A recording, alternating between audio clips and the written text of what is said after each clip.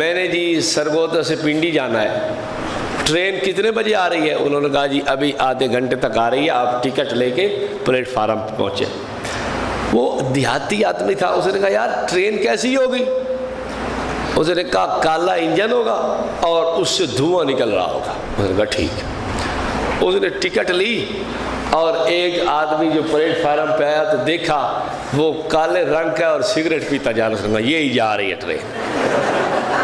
اس نے اس کے اوپر چھلانگ لگائی اور چڑھ گیا۔ اس نے کہا کیا ہوا؟ کہتا ٹکٹ لی ہوئی ہے، ایسے نہیں چڑھا۔ اب مجھے آپ بتائیں کیا وہ کالا آدمی انجن تھا؟ وہ جو سگریٹ پی رہا تھا کیا وہ ریل گاڑی کا انجن بن گیا تھا؟ نہ وہ انجن تھا، نہ اس نے جو کہا اس کا یہ مطلب تھا۔ یہ تو اس جاہل نے نہیں سمجھا نا، قصور اس جاہل کا ہے، اس اسٹیشن ماسٹر کا تو کوئی قصور نہیں نا کہ اس نے غلط بات بتائی ہے۔ یہی حال بریلویوں کا، قصور ان کے دماغ کا ہے کہ انہوں نے صحیح بات سمجھی نہیں ہے۔ ایک بھنگی جا رہا تھا تو اس کو راستے میں خیال آیا گا بابا جی اپنا منہ ہی دیکھ لینا چاہیے، اتنا عرصہ ہو گیا ہے اپنا بتھاڑ ہی نہیں دیکھا، چلو وہ چلا گیا کہ چوری صاحب شیشہ ہی دے دے، کوئی بتھاڑ ہی دیکھ لوں میں۔ چوری صاحب نے سوچا چلو یار بیچارہ بڑی مدت سے اس نے آئینہ نہیں دیکھا ہوگا، ایک شیشہ دے دینا چاہیے اسے۔ اس نے شیشہ دے دیا، اس میں تو نظر ہی کچھ نہیں آتا، بابا جی یہ کیا ہے؟ اس نے پھر اس پہ کپڑا شپڑا مارا، یار چلو کوئی چلو درویش بندہ سو۔ اس نے کہا کچھ نہیں نظر آتا۔ اس نے پھر لیا، پھر اس نے اچھی طرح پانی لگا کے گیلا کر کے صاف کر کے دیا۔ اس نے کہا لے دیکھ ہون ویک۔ اس نے کہا کچھ نہیں۔ اس نے جو دیکھا دکاندار نے تو یہ شیشے کی الٹی طرف دیکھ رہا تھا۔ عقل تیرا اپنا خراب ہے، تو آئینے کو کہتا ہے کہ اس میں کچھ نظر نہیں آتا۔ یہی حال بریلوی علماء کا تھا، ان کے اپنے عقل میں فطور اور خیانت اور شیطانیت بھری ہوئی تھی۔ انہوں نے جان بوجھ کر اکابر دیوبند پر فتوے لگائے، اس لیے کہ عقل خراب تھی، حقیقت ان کو نظر نہیں آئی۔ اور بات سمجھ آ رہی ہے؟ اور فقیروں کو سمجھ آئی ہے گل؟ چاند نکلا رمضان کا تو سارے دیکھ رہے تھے کہ چاند چاند چاند۔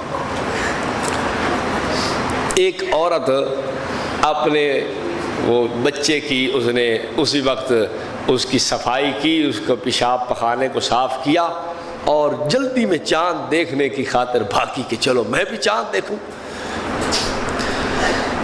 تو اس نے پوچھا اڑی کدھر ہے چاند، کہاں ہے؟ تو اس کے ساتھ والے نے کہا وہ نہیں کھڑا۔ اس نے کہا اچھا، عورتوں کی عادت ہوتی ہے کہ ہاتھ پھر ناک پہ رکھ لیتی ہیں۔ ہاں وہی ہاتھ اس نے وہاں رکھا، کہتی ہے کہ چاند تو نکلو ہوا ہے لیکن اس دفعہ ہے بدبودار۔ اب میں آپ سے پوچھتا ہوں کہ چاند بدبودار تھا یا اس نے ہاتھ نہیں دھوئے؟ اگر یہ ہاتھ نہ دھوئے تو چاند کا کیا قصور ہے؟ چاند تو ویسے ہی نکلا ہے، چاند جیسے پہلے نکلتا ہے اب بھی نکلا ہے، چاند میں تو کوئی بدبو نہیں ہے، لیکن چونکہ اس کا ہاتھ یہاں ہے، یہ ادھر سے سانس بھی لے رہی ہے ادھر سے سونگ بھی رہی ہے، تو یہ کیا کہہ رہی ہے؟ بولیے۔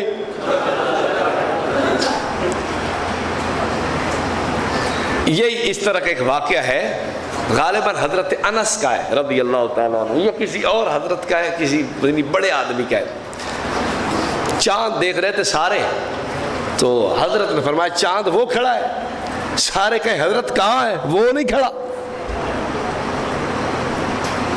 دکھاتے رہے وہ دیکھو مینار کے اوپر یہ جو ہے نا پہاڑ، اس کی وہ فلاں کونے کی اس طرف دیکھو اس طرف دیکھو، کسی کو نظر نہ آئے۔ غالباً قاضی شرح تھا، وہ سمجھ گیا، وہ آیا اور اس نے نا حضرت انس رضی اللہ تعالیٰ عنہ کے یہاں آ کے نا ایسے ہاتھ پھیرا اور یہاں ہاتھ رکھا، کہا حضرت آپ دکھائیں۔ کہتے نہیں اب تو غائب ہو گیا۔ وہ ہوا کیا کہ آپ کے جو ہے نا وہ کیا کہتے ہیں بھویں، یہ چونکہ بھویں سفید ہو چکی تھی، ایک ان میں سے لٹک کے نیچے آ رہی تھی۔ تو وہ اسی کو دیکھ رہے تھے کہ یہ چاند ہے وہ سب. اور اب قاضی شریح سمجھ گیا کہ مسئلہ کیا ہے. اس نے آ کے وہ اس کو اوپر کیا اور کہا حضرت اب دکھائیں. کہا اب تو نظر نہیں آ رہا. بھائی حقیقت حال ہے یا نہیں یہ ایک الگ واقعہ ہے, الگ بات ہے, لیکن دیکھنے والے نے, یہ جو مولوی احمد رضا خان ہے, اس نے ظلم و ستم کیا ڈھایا کہ بات بنتی نہیں تھی, خواہ مخواہ بنائی ہے. اور مثال سنیں, میں اس پہ مثالیں کافی ساری آپ کی خدمت میں لا رہا ہوں تاکہ کوئی آپ کو پریشان نہ کر سکے.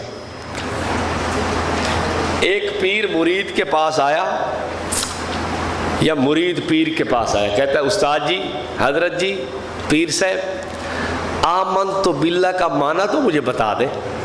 اس نے کہا نالائق, نہیں پوچھتے. پہلے دور میں جس کو آمنت باللہ کا معنی بتایا جاتا تھا اس کو خلافت بھی دے دی جاتی تھی. تذکرہ غوثیہ میں یہ واقعہ موجود ہے. اب حضرت نے واقعہ اس کو کہا اچھا چلو یار تجھے آمنت باللہ کا معنی سناتا ہوں.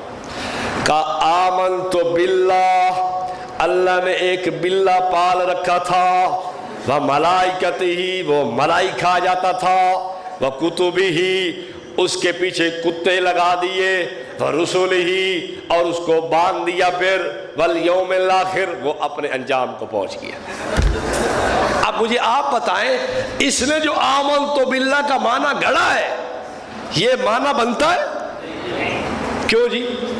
کسی پڑھنے والے کے کبھی ذہن میں آئے, کبھی کسی کے گمان میں آئی یہ بات, کبھی کسی کی سوچ میں یہ بات آئی؟ نہ یہ بنتا ہے, نہ کبھی ذہن میں بات آئی. تو خیانت تو اس پیر کی ہے نا, جو ظلم تو اس کا ہے نا, جرم تو اس کا ہے نا. نہ یہ پڑھنے والے کا قصور ہے, نہ یہ لکھنے والے کا قصور ہے. قصور تو اس جاہل پیر کا ہے نا, قصور اپنا ہے, اور نقصان یا الزام علماء دیوبند پہ ہے. اور سنو, ایک آدمی کہتا ہے الصحابۃ کلہم عدول, صحابہ سارے عادل ہیں. یہی معنی ہے نا, کیوں جی؟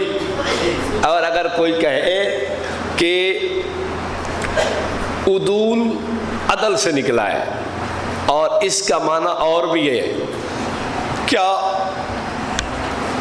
عادل کا معنی مشرک بھی ہے؟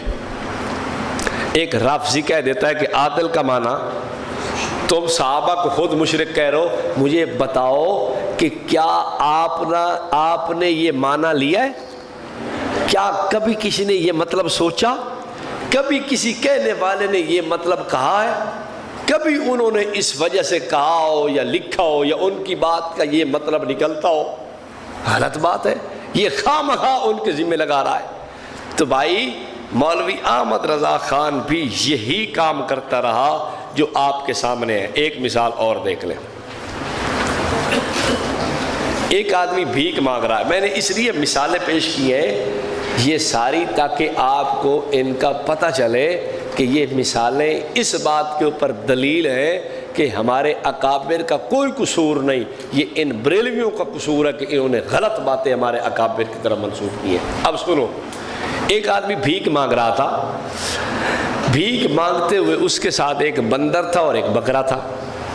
یہ دونوں چیزیں لیے پھرتے ہیں, جو اس کو ملتا, کوئی پھل مل رہا ہے مالٹا تو اسی زنبیل میں, کوئی سیب ملا تو زنبیل میں, کوئی خربوزہ ملا تو زنبیل میں, کوئی سبزی کسی نے دی تو زنبیل میں, آٹا ملا تو زنبیل میں, وہ ہر چیز اسی میں ڈالتا گیا.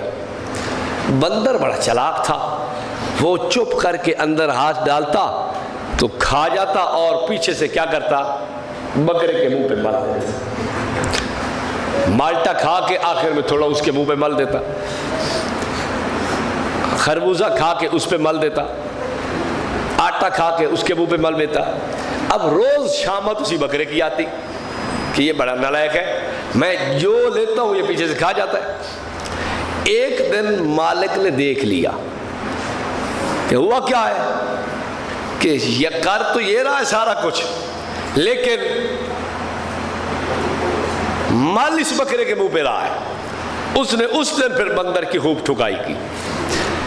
ان کا حال وہی ہے کہ انہوں نے ساری خرابیاں خود کی ہیں, بدنام کرنے کے لیے ہمیں آگے کر دیا تاکہ ہماری باتوں کی طرف کسی کا ذہن نہ جائے. ایک آدمی حضرت تھانوی نفر اللہ مرقدہ نے لکھا ہے، ایک علاقے میں جو کانا ہوتا تھا اس علاقے والے اسے حرامی کہتے تھے۔ ایک آدمی وہاں گزرا، وہ کانا تھا، اب اس نے سوچا کہ اب سارے مجھے کہیں گے حرامی، تو اب اس نے سوچا کہ یہ کام میں کرتا ہوں کہ اس سامنے آنے والے کو پہلے میں ہی حرامی کہہ دوں گا، جو اس کو بھی تک کہتا حرامی کیا حال ہے، حرامی کیا حال ہے۔ لوگ سوچتے بھئی کانا تو ہوتا ہے، حرامی ہمیں کہہ رہا ہے۔ خیر کہ